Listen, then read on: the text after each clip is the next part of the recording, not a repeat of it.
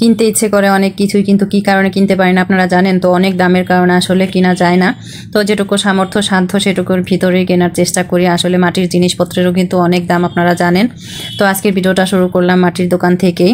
তো মাটির আসবাবপত্র এখানে প্রচুর পাওয়া যায়, দেখতে পাচ্ছেন হরেক রকম জিনিসপত্র এখানে সাজিয়ে রেখেছে সুন্দর করে। তো আমিও কিছু কেনার জন্য এসেছি। তো মূলত পিঠার সাজের জন্য এসেছি, পিঠার বানাবো চিতই পিঠা। তো যে কথা সেই কাজ, বাসায় এসে পিঠা বানানো শুরু করে দিয়েছি।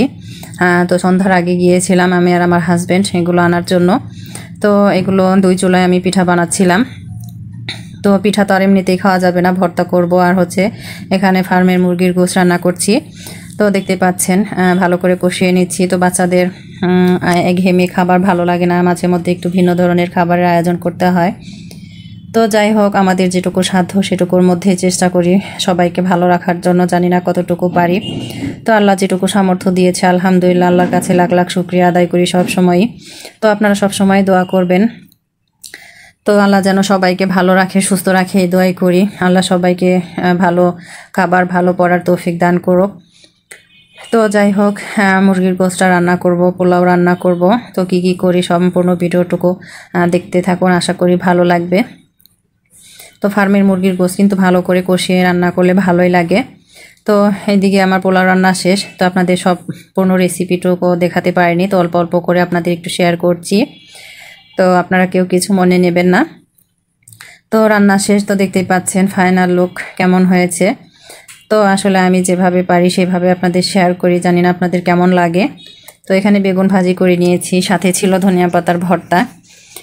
তো এই তো টেবিলে এখন সুন্দর করে পরিবেশন করে দেবো, ওরা খাবে সবাই। সাথে ছিল লেবু, শসা, যাই হোক ওরা এখন সবাই মিলে খাবে। তো এদিকে রাতুল হচ্ছে গাছের টাটকা বেগুন, টমেটো এগুলো নিয়ে এসেছে, সেটা আপনাদের সাথে একটু শেয়ার করলাম। তো রাতুল বলতে আমার বোনের ছেলে, আপনারা তো আমার ভিডিওতে দেখেই থাকেন ওকে। তো এই তো গামলা ভর্তি নিয়ে আসছে। তো অনেক সুন্দর ওদের ক্ষেতের টাটকা সবজি। তো দেশি আলুও নিয়ে এসেছে। তো মাঝে মধ্যে আমার বোন পাঠিয়ে দেয় ব্যাগ ভর্তি করে ছেলের কাছে। তো আসলে এরকম একটা বোন থাকাও ভাগ্যের ব্যাপার। তো দিচ্ছে বলে এর জন্য বলছি না, আসলে থাকলেও কিন্তু সবাই দিতে জানে না বা সবাই দেয়ও না, সবার মন মানসিকতা এরকম হয় না। তো অনেকে আছে ক্ষেত করে, সবাই কিন্তু দেয় না। তো যাদের মন মানসিকতা ভালো তারাই দেয়। তো যাই হোক, এই তো ওরা সবাই খাবে আমার পিঠাগুলো, দেখতে পাচ্ছেন কেমন হয়েছে। তো আমি যেটুকু পারি, যেভাবে পারি সেইভাবে আপনাদের শেয়ার করি। তো এই তো আমার ছেলে আর রাতুল খাচ্ছিল, তো হাসাহাসি করছিল। তো আসলে আমার টেবিলটা ছোট হয়ে গেছে, বাসা তো ছোট, এর জন্য সবাই একসাথে বসতে পারে না। আর সবাইকে তো আমি ক্যামেরার সামনে আনিও না, আব্বা, মা, তারপরে হচ্ছে আমার হাজব্যান্ড, ছোট ছেলে, ওরা খেয়ে নিয়েছে, এখন হচ্ছে ওরা খাচ্ছে। তো যাই হোক, আপনাদের ভিডিওটা কেমন লাগলো অবশ্যই জানাবেন। আমার কথায় ভুল ত্রুটি হলে অবশ্যই ক্ষমার দৃষ্টিতে দেখবেন। তো অন্য কোনো ভিডিও নিয়ে আবারও দেখা হবে, কথা হবে। এ পর্যন্ত আপনারা সবাই ভালো থাকবেন, সুস্থ থাকবেন।